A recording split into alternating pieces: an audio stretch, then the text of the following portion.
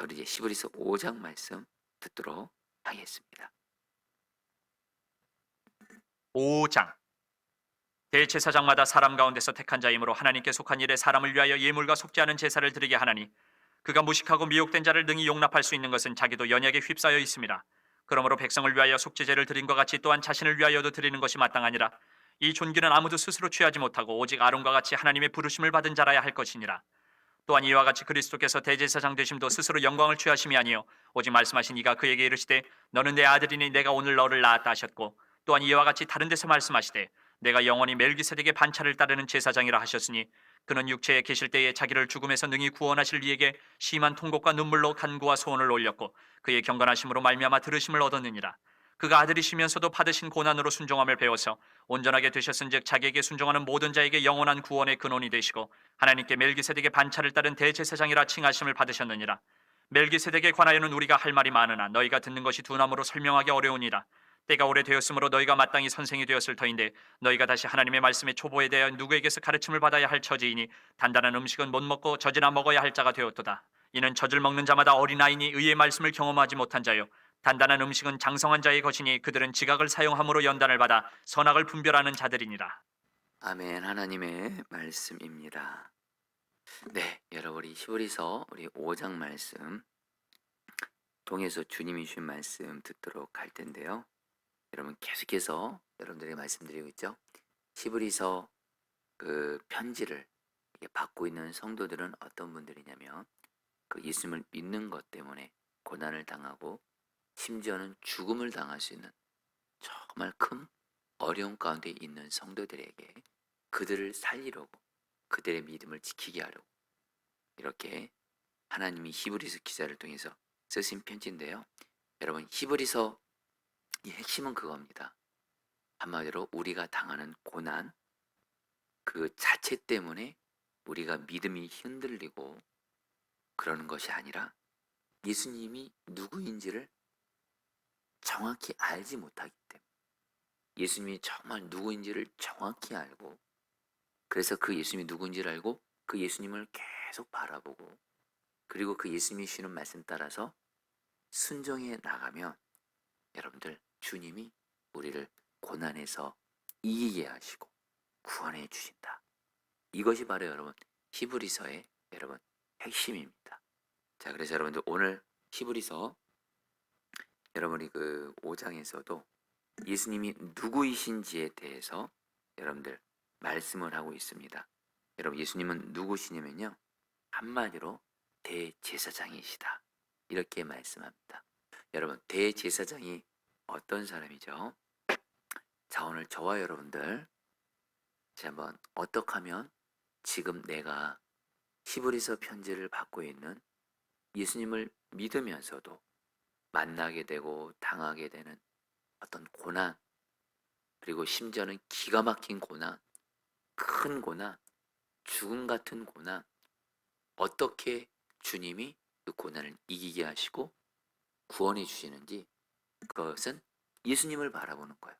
근데 여러분들 예수님을 바라본다라는 게 그냥 멍하니 예수님을 바라본다 이런 뜻이 아닙니다. 정확히 말하면 예수님이 누구인지를 바라보는 거예요. 예수님이 누구이신지를 바라보는 거예요. 근데 오늘 히브리서 5장에서는 예수님은 누구시냐? 바로 대제사장이시다. 여러분 대제사장이 여러분 어떤 역할을 하는 사람이었죠? 구약시대 때를 보면요. 그 유대인들에게도 그렇고 여러분 그 이스라엘 백성들 뭐 유대인들도 그렇고 이들은 죄가 있죠. 그러니까 자기들의 힘과 노력을 하는 죄 문제를 해결할 수가 없습니다. 그렇기 때문에 이 죄를 반드시 해결해야 돼요. 여러분 죄 문제를 왜 해결해야 될까? 이유는 단순합니다. 하나님과의 관계가 막히는 거예요. 여러분 하나님과 관계에 막히면요 기도응답 못 받습니다. 기도응답 못 받으면 하나님이 내게 주신 축복 은혜 못 받습니다. 하나님이 내게 주신 약속 이루어지지 못합니다. 그러니까 여러분 하나님과 나 사이의 죄의 문제가 해결되지 않았다? 이거는 여러분들 가장 심각한 문제예요. 그래서 하나님이 구약시대 때도 그렇고 이제 여러분 신약시대 때도 여전히 유대교는 성전이 있었고 그래서 여러분 대제사장이 있었어요. 그러니까 이 대제사장이 하는 일은 뭐냐?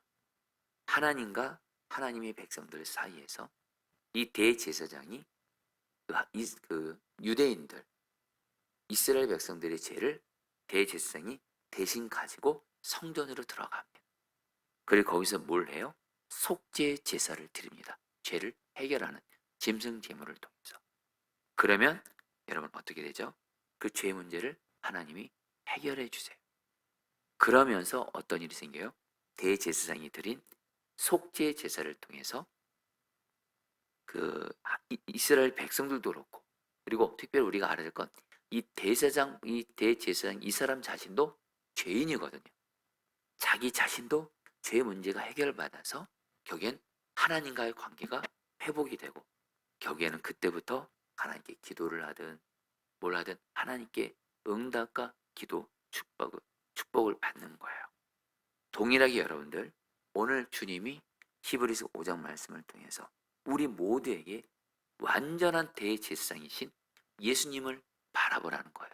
자, 성도님들, 근데 구약 시대 때 그리고 신약 시대 때 히브리서 편지를 받고 있었던 대제사장들은 불완전했다는 걸 여러분 기억하셔야 돼요. 여러분, 그 당시 대제사장들도 인간이었거든요. 그들도 죄를 짓는 자였어요. 그러니까 성전에 들어가면서 부들부들 떨고 들어가는, 자기도 정말 하나님 앞에 죄를 짓고 정결한 건데 나가지 않으면 오히려 여러분 자기도 죽임 당할 수 있는. 그래서 대제사장들은 여러분들 뭐예요? 불안한 마음으로 덜덜 떨면서 여러분들, 그러니까 한마디로 죄 문제를 온전하게 해결해 줄 수가 없었다라는 거예요. 어떤 대제사장이냐에 따라서 정말 하나님을 경외하는 대제사장이 들어가면 그 대제사장도 그렇고 이 백성들도 그렇고 죄 문제가 해결돼서 하나님과의 관계가 회복이 되지만, 정말 하나님 경외하지 않고 여러분 죄에 넘어진 가운데 있는 대제사장이 성전에 들어갔다간 여러분들 본인도 죽고, 그런 사람 백성들의 죄 문제도 해결 못하는 거예요. 자, 근데 이런 인간적인 대제사장과는 다르게 하나님께서 우리에게 완전한 대제사장, 그분은 어떤 분이세요? 여러분 오늘 말씀을 보면요, 그 예수님은요 바로 대제사장은 바로 예수님인데, 예수님은 먼저 안전합니다. 왜요? 죄가 없으세요. 죄가 완전히 없으신 하나님이시면서, 그러면 여러분, 그러면서 그 대제사장이세요. 바로 이 예수님께서 우리 대제사장이 되어주셔서 저와 여러분들이 나의 대제사장이신 예수님을 바라보면서 하나님께 나아가 기도하시며, 주 예수님께서 저와 여러분들의 죄를, 내가 지금 어떤 죄를 지었어요. 그리고 내가 그 죄를 자꾸 반복적으로 넘어지기도 해요. 그리고 심지어는 큰 죄를 지었어요. 여러분, 죄 두려워하셔야 됩니다. 저나 여러분들이나 성경은 말해요. 죄 가운데 하나님의 은혜 축복 임하지 못합니다. 오히려 하나님의 심판을 가져오게 돼요. 하나님이 적게 말하면 징계를 가져오죠. 여러분, 사실 예수 믿는 우리 자녀들인 우리에게는 정확한 표현은 하나님의 심판보다는 징계라는 표현이 맞습니다. 하나님이 우리가 죄 지으면 우리를 바로잡아 주시고 우리를 회복시키시려고 징계를 허락하시죠. 근데 어쨌든 이 하나님의 징계를 가져오는 이 죄 문제를 우리는 반드시 해결해야 돼요. 근데 방법은 단순합니다. 여러분들, 나의 대제사장이신 예수님을 바라보시고 예수님의 십자가 보혈의 은혜를 의지하면서 하나님 앞에 담대히 나아가세요. 그러면 하나님께서 나 때문이 아닙니다. 내 죄를 대신 해결해 주시는 바로 예수님을 보시면서 우리의 죄를 용서해 주시고, 그 결과 우리에게 은혜와 축복 주시고 우리에게 회복을 주시고 하나님과 관계가 회복되게 하시고 기도도 반드시 응답을 주시는 줄 믿습니다. 근데 여러분들, 오늘 말씀에서 우리가 특별히 붙들 말씀이 7절, 8절, 9절 말씀인데 좀 길지만 제가 세번역 성경으로 읽어드리겠습니다. 예수께서 육신으로 세상에 계실 때에 자기를 죽음에서 구원할 수 있는 분께 큰 부르짖음과 많은 눈물로써 기도와 탄원을 올리셨습니다. 하나님께서는 예수의 경외함을 보셔서 그의 간구를 들어주셨습니다. 그는 아드님이시지만 고난을 당하심으로써 순종을 배우셨습니다. 그리고 완전하게 되신 뒤에 자기에게 순종하는 모든 사람에게 영원한 구원이 되셨습니다. 여러분, 무슨 말씀이냐면요, 예수님께서 여러분 우리의 대제사장으로서 우리의 죄 문제를 해결하시기 위해서 예수님 자신이 대제사장이 되셨을 뿐만이 아니라 예수님 당신이 십자가에서 저와 여러분들의 죄 문제를 완전하게 해결해 주시기 위해서 제물이 되셨어요. 예수님도 이 십자가 고난과 죽음이 얼마나 고통스러운 건지를 아셨기에 여러분들 십자가 지시기 전에 겟세마네 동산에서 크게 부르짖어 기도하셨대요. 눈물을 많이 흘리셨대요. 그래서 하나님 앞에 간절히 기도하시면서 결국에는 어떻게 기도하셨죠? 처음에는 예수님도 십자가 이 고난과 죽음, 너무도 그 고통이 크니까. 왜요? 예수님은 하나님이시면서 사람이기도 하셨고, 사람이신 예수님도 십자가 고난과 죽음이 너무 고통스러워. 그래서 할 수만 있다면 이 잔을 피해달라고 하셨죠. 그러나 우리 예수님께서는 하나님께 기도하시면서 결국에는 어떻게 기도하시죠? 내 뜻대로 마옵시고 아버지의 뜻대로 하옵소서. 아버지의 뜻이 뭐죠? 예수님이 십자가에서 우리의 죄를 대신 지시는 제물이 되시고, 그리고 대제사장이 되셔서 결국엔 저와 여러분들을 구원하시는 게 하나님의 뜻인데, 예수님께서는 이 하나님의 뜻을 당신이 그 십자가 고난과 죽음을 당하시는 순종을 통해서 이 고난을 당하셨어요. 그래서 하나님 말씀에 순종했어요. 십자가 지겠습니다. 순종했어요. 그 결과 여러분들 어떤 일이 일어났어요? 바로 9절 말씀입니다. 자기에게 순종하는 모든 사람에게 영원한 구원이 되셨다. 여러분들, 저와 여러분들 예수님 때문에 하나님이 우리를 반드시 구원해 주시는 줄 믿습니다. 여러분들, 우리 앞서 말씀드렸죠. 저와 여러분들 이 땅 살아가면서 죄로 인한 고난, 어떤 마귀 역사로 인한 고난, 그리고 내 삶에 설령 내 죄로 인해 하나님께 징계로 받은 고난, 어떤 고난과 고통 속에서 구원받는 길을 예수님을 통해서 하나님이 활짝 열어주셨어요. 우리의 대제사장이 되시는 주 예수님, 심지어 십자가에서 당신이 속죄 제물이 되어신 주 예수님으로 말미암아 저 여러분들은 죄, 마귀, 저주, 우한, 고통, 고난에서 구원받는 길이 열리게 된 줄 믿습니다. 그 예수님을 바라보세요.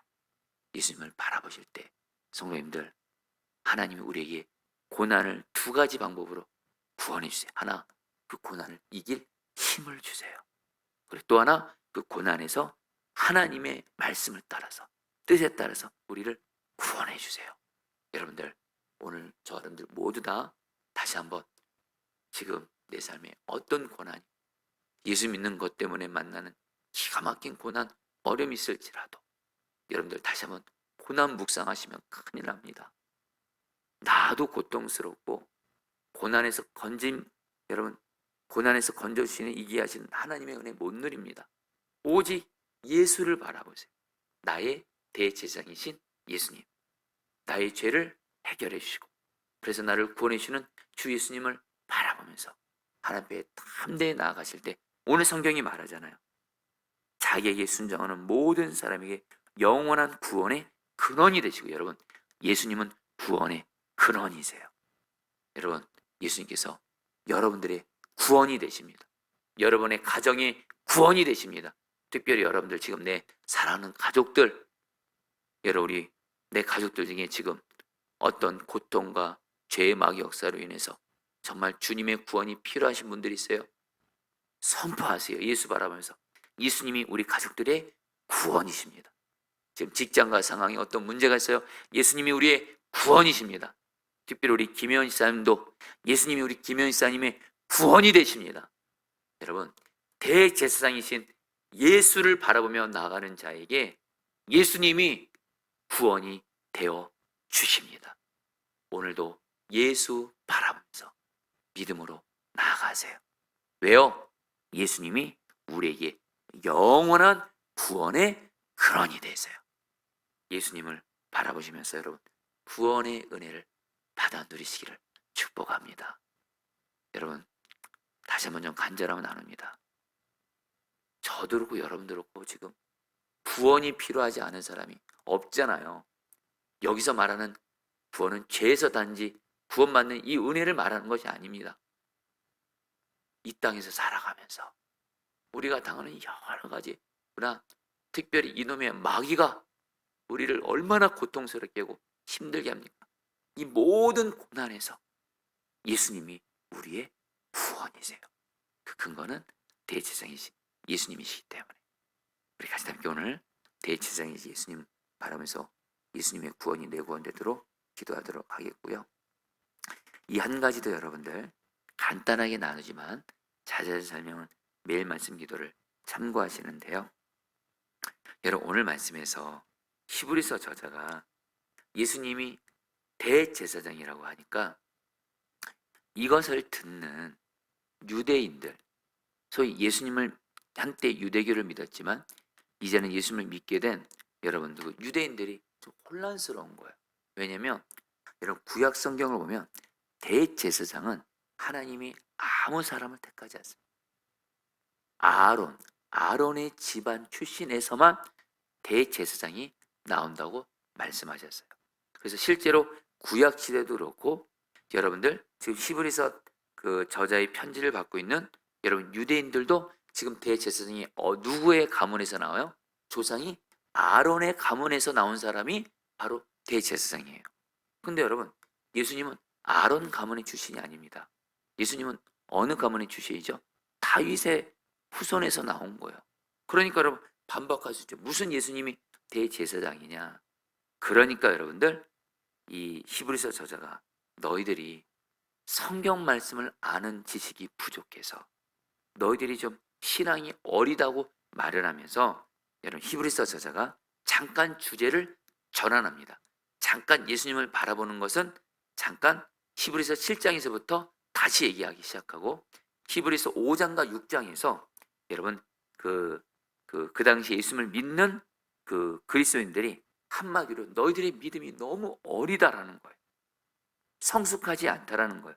12절 말씀에 시간으로 보면 여러분은 이미 교사가 되어야 할 터인데 다시금 하나님의 말씀의 초보적 원리를 남들에게서 배워야 할 처지에 놓였습니다.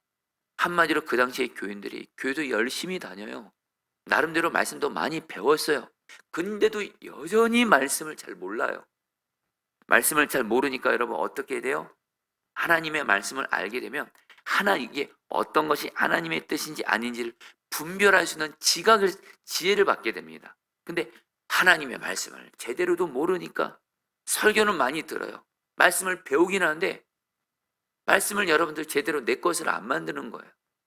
그러니까 여러분들 말씀에 대한 지식도 짧고 그런 가운데 말씀을 통해서 선과 악을 분별하는 지각도 부족하고 그러니까 하나님 말씀대로 순종도 제대로 못하고 하나님 말씀을 통한 하나님의 뜻이 무엇인지 모르니까 그러니까 13절 14절에서 히브리서 저자가 이렇게 말씀하는 거예요. 잘 들어보시죠. 젖을 먹고서 사는 이는 아직 어린아이이므로 올바른 가르침에 익숙하지 못합니다. 그러나 단단한 음식물은 장성한 사람들의 것입니다. 단단한 음식물을 먹는 장성한 사람들은 경험으로 선과 악을 분별하는 세련된 지각을 가지고 있는 사람들입니다. 한마디로 뭐예요? 한마디로 그 초대교회 이 히브리서 편지를 받고 있는 성도들이 믿음이 흔들리는 또 하나의 이유. 그래 여러분 한마디로 말씀에 너무 약하다라는 거예요. 성도님들, 저 여러분들 간절함은 나눕니다. 다시 한번 성경은 말합니다. 믿음이 경험으로부터 나온다 이런 말 없습니다. 믿음은 체험으로부터 나온다. 여러분 우리 생각에는 하나님이 내게 어떤 체험 주시면 그것이 내 믿음을 자라게 할지 물론 틀린 말은 아닙니다만 그건 두 번째예요. 성경은 말씀합니다. 구약과 신약에서 일관되게 말합니다. 우리의 믿음은 말씀을 통해서 자라는 줄 믿습니다. 믿음은 들음에서 나며 들음은 그리스도의 말씀으로 말미암느니라. 한마디로 어떤 사람에게 믿음이 생기고 믿음이 자라요? 성경 말씀을 가까이 해요. 그냥 가끔씩 가까이 하는 것이 아니라 매일매일 말씀을 가까이 해요. 심지어는 어떤 사람들은 정말 말씀을 주여로 묵상해요.